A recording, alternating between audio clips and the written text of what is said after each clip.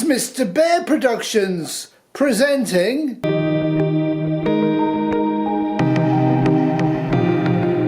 was excited by comms. I was kind of hopeful that they'd have like a $30 walkie-talkie system for 2 walkie-talkies. That'd be incredibly useful in a bug out with 2 people.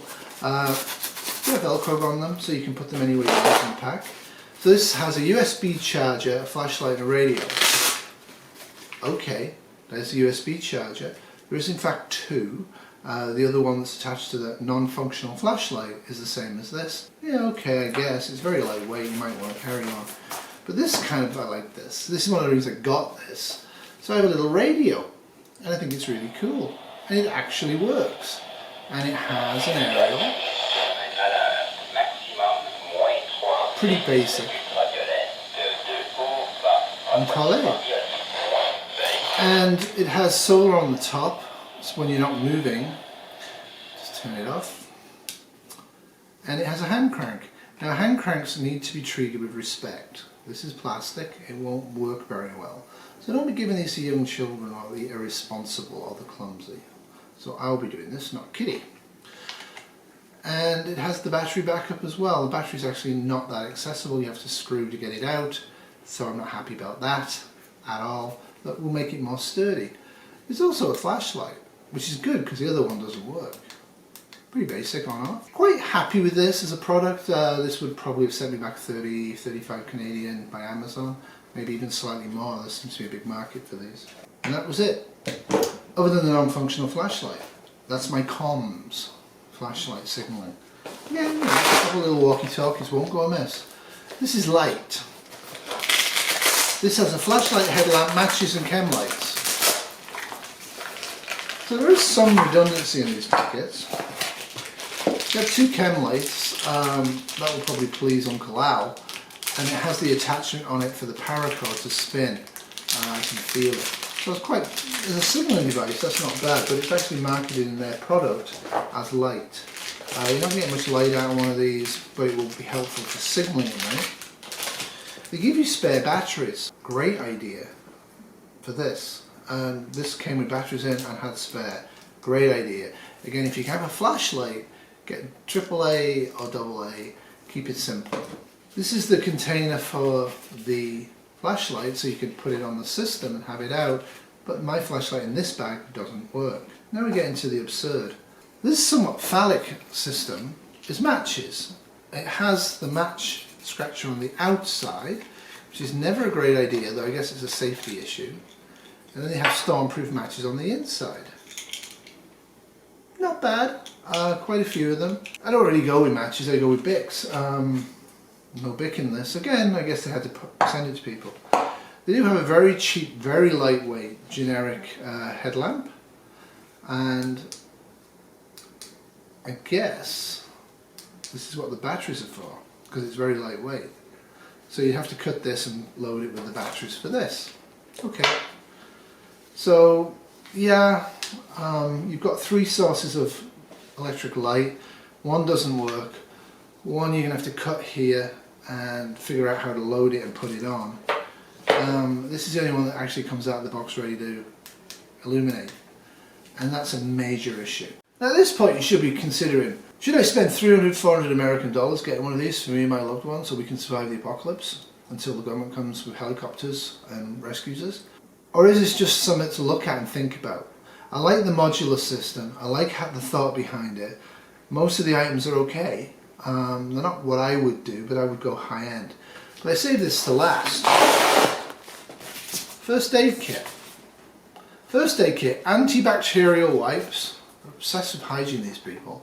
And hazardous waste bags. Of course you don't want to poop and leave it exposed in the trails. It's a really good bag, again with the Velcro on it. But inside it, what you get is RINO ready, 100+ pieces in a cotton bag and zips. So you can actually do this with it. So when you open it, what you get is 2 sections. You have stuff in here and stuff in here. You do have some pretty okay shears. Not altogether sure they'll get bike levers off people, but they're pretty good. And you have some cling bandage, some cheap tape, not bad, and some small stuff. It's not what I would load. It does have, which I don't usually carry, a one-way CPR valve, which I guess is a good idea. It does have a little bit of bandage, and it does have quite a few pads. And I thought that was a pretty good idea. At the back of this, you have cold compress, which is good for sprains and all that stuff. But again, it's a lot of weight, and it's kind of single use. Sterile pads, lots of stuff in here. Design fault, guys and girls. The nitrile gloves are at the back. Nitrile gloves should be always attached to the outside of the kit or a double bag system on top. This is the piece next to me, and this is the back of it. When you open it up, it actually has a laminated survival card giving you instructions. Good idea for this type of a kit. I wish other people did stuff like this. It turned out that the bags are stable and sturdy enough and they'll actually fit exactly between the front seats and the back seats of the Prius. So when we have both dogs in the back, they'll actually have this much extra room. We were actually thinking about what to put in there for that. So it actually kind of solves the problem. And if we bought something specific for that for the dogs, goodness knows what it would cost. There is gear in here I really like in a bug out kit. There's gear in here I'm kind of going, it's just like, I don't know. What do you think? What would you put in a commercial kit marketed to non-preppers, non-outdoor people who have a lot of money and are feeling a bit nervous? Is this the kind of kit you would provide?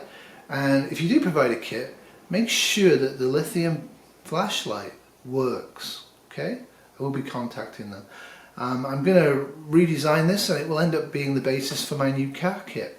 And when we open up the other box, I will do the same thing. So now I have to put it back together again. I'll let you watch this because it's kind of amusing. I have of course already done this.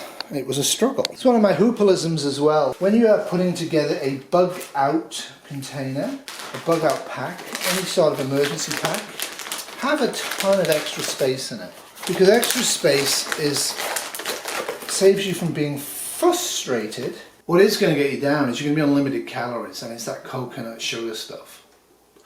So you're going to be very hungry and you're going to have all this cloudy sugar in your mouth, and you've only got a minimal amount of water to wash it away with. A little actual disposable toothbrush and a little bit tiny tube of toothpaste in this wouldn't actually go amiss in a bug out situation.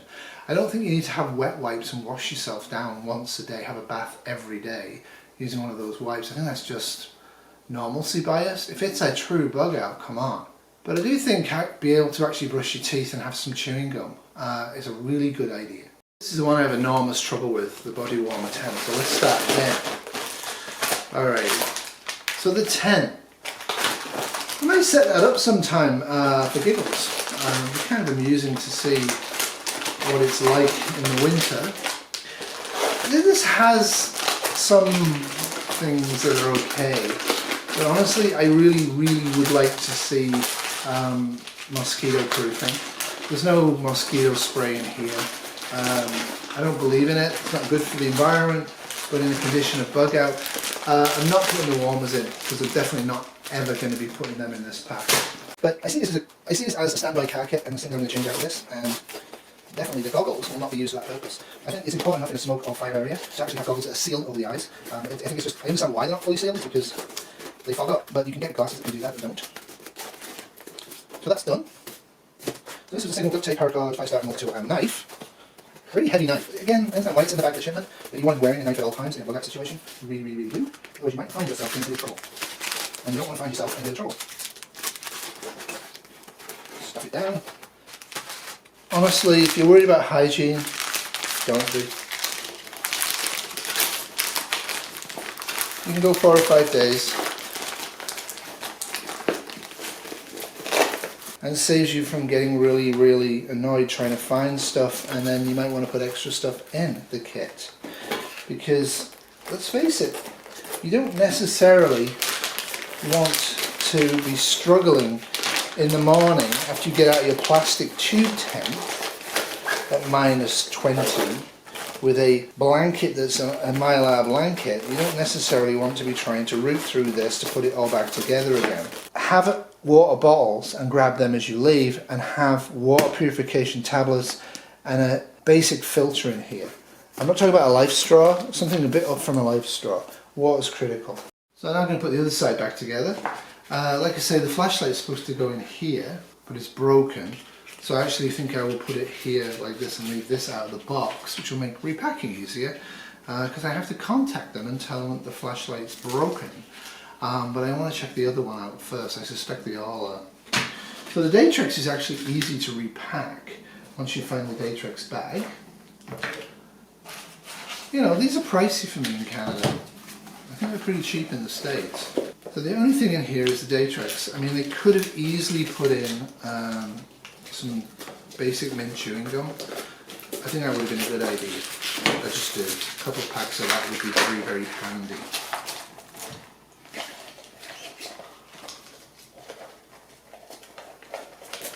Like I say, it's not easy to get stuff in and out, and it should be. Okay? It's easy to find what you're looking for. That's what they've done really well. Food, right? But if you're doing a kit like this for commercial reasons, maybe put an itemized description on the back saying 2 Datrex bars, 12 servings per bar, have 4 servings a day. You know, make it simple with water. Maybe keep it simple. So the chem lights and the flashlight and the headlamp and all this stuff goes in here. Pretty heavy duty, but I don't like this on the outside. Who knows if that works or not? Probably works well. Very generic flashlight. I would upgrade that. You can get decent ones for 29 Canadian. They're a lot better than that one. Radio flashlight. It's got a tiny strip of solar on it. It'll take forever. You're in a bug out. I wouldn't rely on that. They do have instructions, which are nice.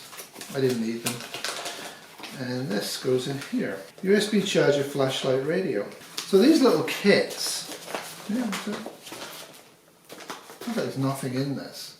I guess because I took out the flashlight, that's why. The first aid kit is pretty good. For commercial systems, it's pretty good. It's got safety pins, eye protection, all the basic stuff in here you'd want. I would upgrade this, but I think it's okay. Like you say, have these on the outside, your nitrile gloves, because you open these up and you're rooting through it and you may already have blood on your hands.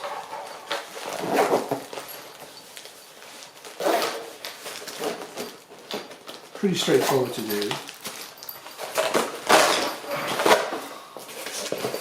I'm going to be quiet opening this stuff up. You can leave it in the suitcase, the backpack, and take it out that way. But man, these are pretty, it's going to be pretty water resistant, not waterproof, but the contents will be water resistant. So there's my nitrile gloves, there's it in the container. Put a pair there. Do this for all your first aid kits, home use as well. You'd be surprised. First aid stuff costs money and it's very easy to mess it up. So this is the water. Like I say, I wouldn't be carrying the water in this format. For me, I don't live in a desert area. I need water everywhere. I just need tablets basically, and an okay filter if I want to go the extra mile. But I can see why they provided lifeboat water. It expires in 2024. All the expiry dates on this stuff are pretty good. But yeah, getting this stuff to fit in is like interesting. And my concern with this type of package, Brad from Full Spectrum Survival said that as well, is it can rupture. So because this is heavy anyway, this would go in the bottom of the bag. Because you want the weight at the bottom of where you're going to carry it. And also if it does leak, hopefully it won't wreck everything. So then you have a choice about how to do this. So generally speaking, when I'm doing stuff like this, I put in the big bags first. So they, I think, did them like this. So it's a lot easier without the flashlight. So this is really heavy. I want this down here. Now the beauty of this system is that in theory, I can reconfigure it how I want it to be, for me. And that's why I kind of like this. I thought this was kind of a good modular system. And I'm happy I've got it. I wouldn't have bought it if I hadn't been drunk. So I do like the gloves. The gloves are good. I mean, they're a $35 item each. Yeah, I think I'm rationalising at this point about the price of this. I still can't believe we bought this. I mean, we were pretty drunk. So you can do this in various ways. What I would do is I would definitely put the heavy stuff down here. So this is pretty heavy, and this isn't quite so heavy. So I would pop this up here, and this is actually how it came. And you put it in like that, and then you have the water bottle in there. But it's pretty inaccessible. It's a backup water pouch. Your actual water pouch here isn't any good. There is a little side pocket that you can put this in. It's not sturdy. I'd be careful with that. I would actually, if you're going to use a kit like this, fill this with water. It will not kill you after 2 years in this bottle. So there you have it. That's the RINO survival system. It's okay if you're not a prepper, you're not an outdoorist, and you got the money to spend. I think it's an okay system. This will get you through 2 or 3 days in semi-comfort. But you can tweak a kit like this so easily.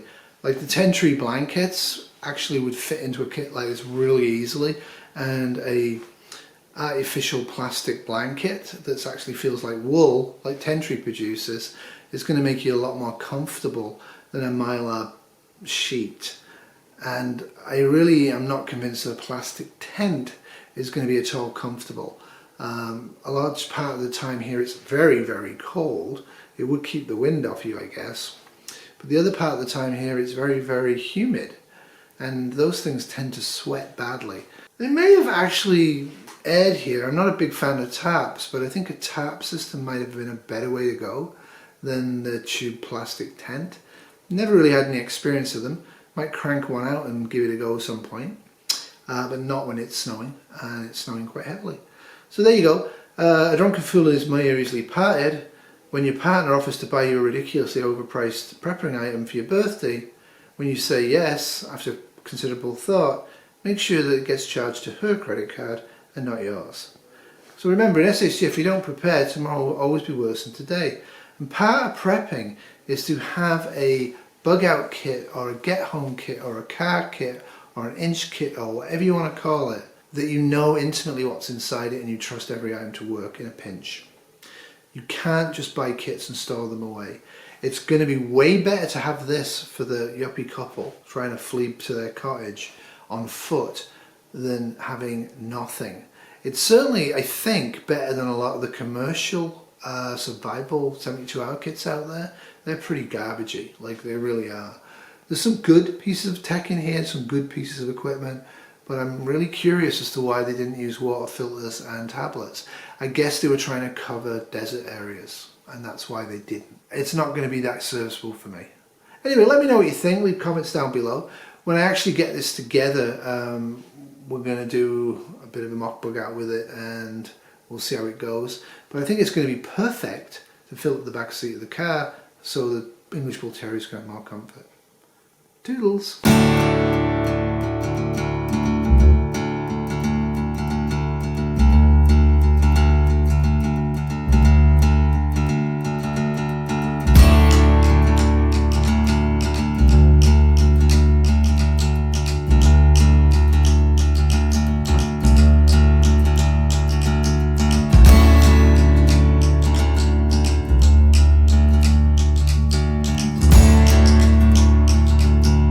This has been a Bad Terrier production, 2019. You can't get good bull terriers anywhere, can you?